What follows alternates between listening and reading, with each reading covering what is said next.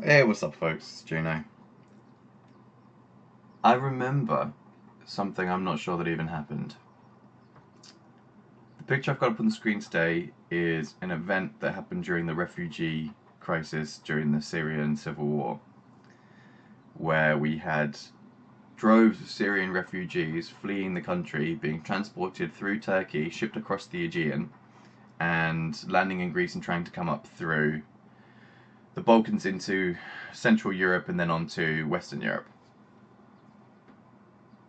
I'm not sure how much of history is going to remember this, but at the time there was what appeared to be quite a big drive to sympathise with the refugees and facilitate their movement across the European domain.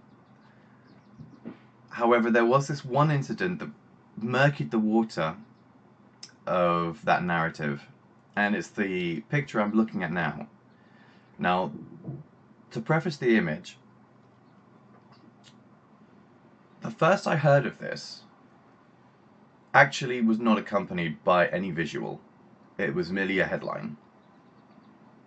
And I'm surprised at how many times this happens in the news cycle, where you're given the narrative before you're given the evidence, and then you're expected to make one fit the other. But something like that headline, or the news as it was spoken by the newscaster, was desperate Syrian refugees. Well, maybe that's not fair. Maybe desperate wasn't in there, but it was more like Syrian refugees um, thrown onto train tracks. Okay, and the idea I think was that just that phrase alone implied enough to drive the narrative further. Okay, it felt like a very emotive title. However, once the actual video came out that accompanied that report, it was very clear that it was a publicity stunt. It was a very ham-handed, forced, ridiculous publicity stunt, actually done by a Syrian refugee themselves. So I won't play the whole video for you. The image, I think, is striking enough in that it tries to still, at present day, spin the narrative a little bit by only showing you this specific sequence, this part of the process, where they're already on the train tracks, they're screaming out, there's a baby in her arms, the police look like they're just standing around. The hilarious thing about this is that when you watch the video, the guy is the one who throws them on there. Like, the Syrian guy picks up his wife while she has her child in her hands and pushes both, like, falls with them in his arms onto the track dramatically. Um, and when the video came out, it was so disruptive to the narrative that was being implied that it went from being the leading story on the news cycle to being almost entirely redacted from history. Even if I search it now, even if I search the original reports, when the news was breaking and the newscasters and the media was actually originally pumping out the first message, I find it very difficult to find any evidence of it. If I would have found some in the 5 or 10 minutes of research I did before starting the video, I would have posted it, but I couldn't. So clearly, you would have to look in some sort of archive.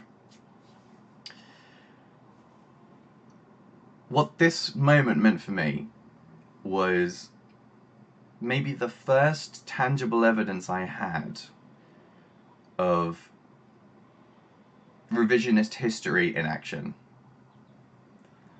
I mean, I'd in school I'd seen the picture of Stalin standing with the guy, and then he's photoshopped out the image. Um, and then there is evidence somehow of both the pictures existing at once, but then the government only supporting one of the images. And even in my logical mind, I said, well, someone could have added this person in to discredit the government. So there was some plausible deniability on my part. But when I saw this, when I saw the narrative that was given, and then the evidence that was meant to corroborate it but actually didn't fully corroborate it, didn't support the narrative, only supported the statement. That's when I sort of began to see what was really going on in the media. I'm not saying this is what's going on all the time, I'm saying it's a tool that they can use and that they do deploy.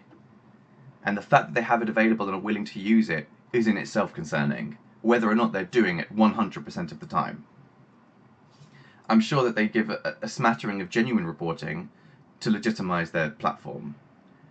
However, I would argue that this is the more lucrative strategy. The one that we're looking at now is actually the better strategy for what they try to do, which is influence peddling.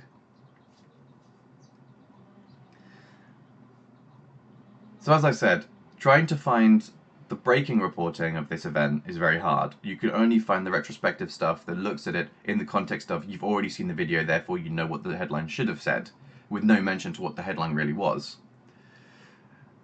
But I'm convinced that I heard it the way I did. It wasn't really that long ago, maybe 10 years ago. It wasn't that long ago, and I know what they were saying to me at the time, and then I noticed that they changed their stance once the evidence didn't corroborate enough of what they were saying that other people would buy it. But I could be considered crazy, because if I was to tell someone this story and then tell them, well, no evidence now exists because it's all been redacted and wiped and removed, and the people hosting it would have been the media outlets themselves, so all they had to do was take it off their own servers, and then there would be no record of it. Right? It wasn't long enough ago to be in the public interest to have been archived elsewhere. So as long as they agreed internally that this looks bad on us, we'll just remove it, that was done. In fact, maybe we're just gone past the days of where they write in those corrections to previous reports and errors in reporting. I know they used to do that for newspapers. So if a newspaper printed something and it was false, they'd print a redaction in a later edition. But now, seeing as we rely on the internet to be our evidence, but that in itself is changeable.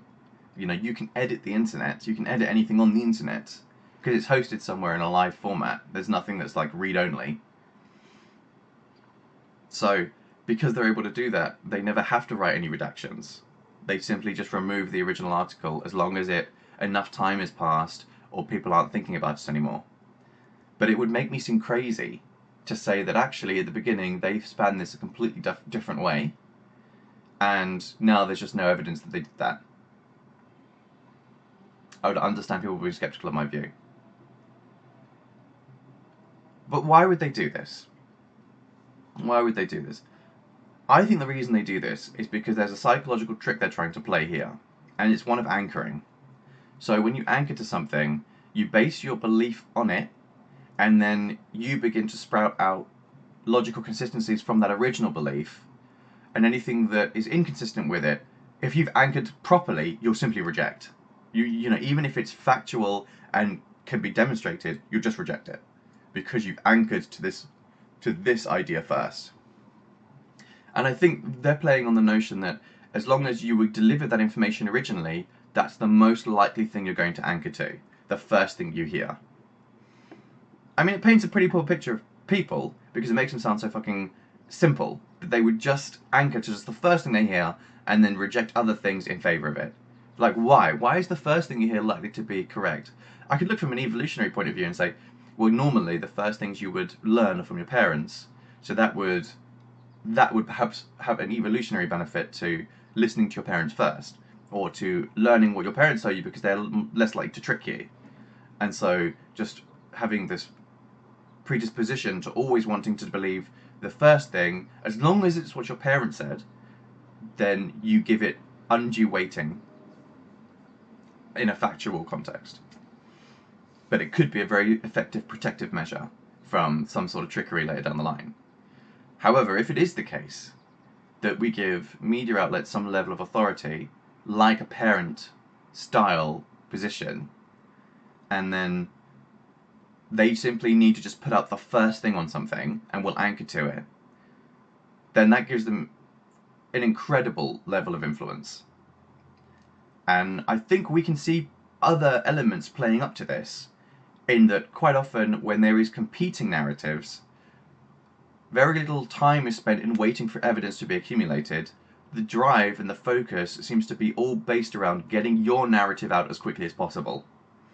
And I think the logic here would be, don't worry about the facts, we'll make the facts fit later. What we need to push out a narrative now that a situation is developed, so that either we're first, or if we're not first, we're delivered as soon as possible to within the time in which people are going to hear about the information. So maybe there's like an anchoring period where, like, the first 5 minutes about knowing something, you then tend to believe what you've heard about it, and then after that you be more skeptical.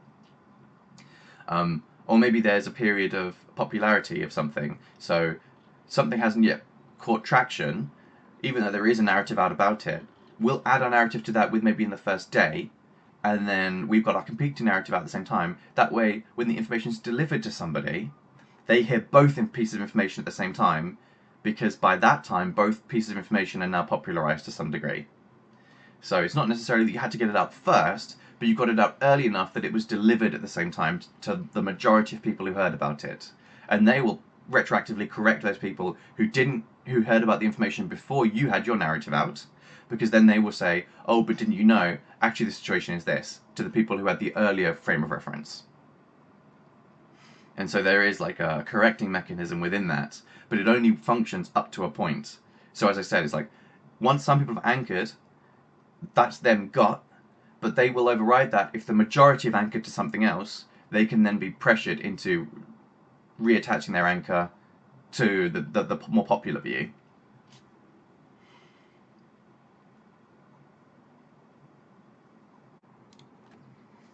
Alright folks, well thanks very much for listening. Hope that was informative for you. If you have memory of those events and think it happened a little bit differently to the way that I think, could you inform me? Because, I don't know, I guess people don't really think about this stuff anymore, but yeah, once in a while I'll wake up and just remember this and be like, is that really the way I remember it? So, yeah, let me know your feelings. Anyway, thanks so much for listening. Have a good day. See you later.